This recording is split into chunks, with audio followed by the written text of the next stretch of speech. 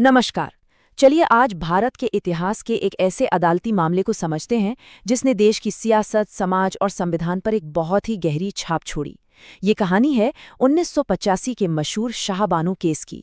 सवाल तो यही है ना, कि कैसे एक 62 साल की महिला की अपने हक की लड़ाई ने पूरे देश में एक तरह का राजनीतिक तूफान खड़ा कर दिया। चलिए इस पूरी कहानी की परतें खोलते हैं और समझते हैं। देखिए, हर बड़े कानूनी मामले के पीछे एक इंसानी कहानी होती है और इस मामले के केंद्र में थी शाहबानो बेगम। असल में उनकी कहानी से ही इस पूरे विवाद की शुरुआत हुई थी। जरा सोचिए, 40 साल की शादी, 5 बच्चे और फिर 62 साल की उम्र में शाहबानो को उनके पति ने तलाक दे दिया और घर से निकाल दिया। उस वक्त एकदम बेसहारा होकर उन्होंने अपने गुजारे के हक के लिए अदालत का दरवाज़ा खटखटाया। और यहीं पर केस का असली टकराव सामने आता है। एक तरफ शाहबानो थी जो गुजारे के लिए भत्ता मांग रही थी, तो दूसरी तरफ थे उनके वकील पति जिनकी दलील ये थी कि इस्लामिक कानून के हिसाब से मेहर की रकम देने के बाद उनकी कोई और जिम्मेदारी नहीं बनती। बस यहीं से कानून की असली लड़ाई शुरू हो गई। तो शाहबानो ने जिस कानून का सहारा लिया वो था CRPC का सेक्शन 125। और इसकी सबसे ज़रूरी बात पता है क्या है? ये कि ये एक सेक्युलर कानून है जो भारत के हर नागरिक पर लागू होता है, फिर चाहे वो किसी भी धर्म का क्यों ना हो। इसका मकसद बस इतना है कि कोई भी बेसहारा ना रहे। तो ये केस निचली अदालतों से होता हुआ आखिरकार पहुंचा भारत की सबसे बड़ी अदालत, सुप्रीम कोर्ट में। और साल 1985 में कोर्ट ने जो फैसला सुनाया उसने तो जैसे इतिहास ही बना दिया।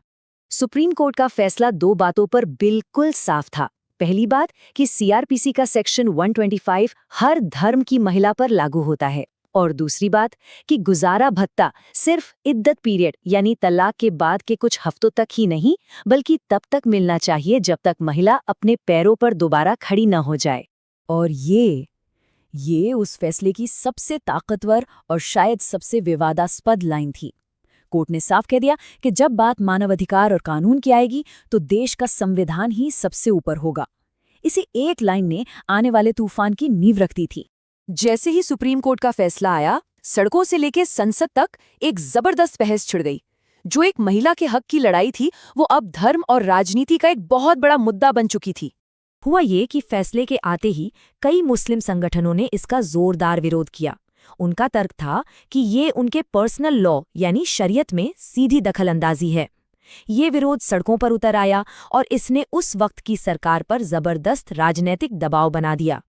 अब इस बढ़ते हुए राजनीतिक दबाव के सामने तत्कालीन प्रधानमंत्री राजीव गांधी की सरकार ने एक बहुत बड़ा कदम उठाया। उन्होंने अदालत के फैसले के असर को खत्म करने के लिए एक नया कानून लाने का फैसला किया।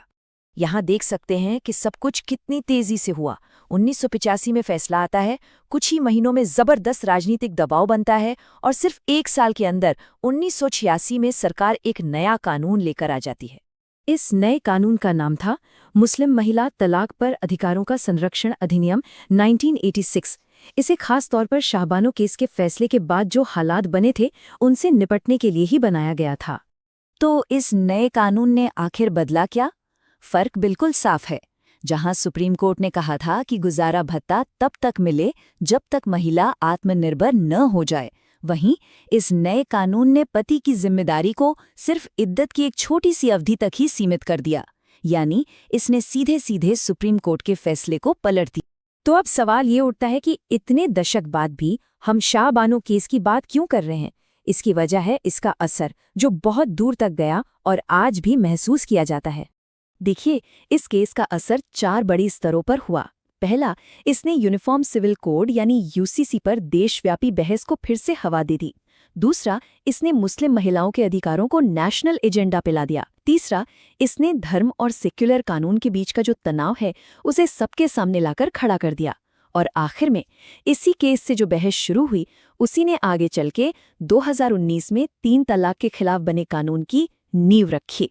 और आखिर में शाहबानो केस हमारे सामने एक बहुत बड़ा सवाल छोड़ जाता है कि एक इतने विविध देश में धर्म, समाज और कानून के बीच एक सही संतुलन आखिर कैसे बनाया जाए। ये वो सवाल है जिसका जवाब भारत आज भी ढूंढ रहा है।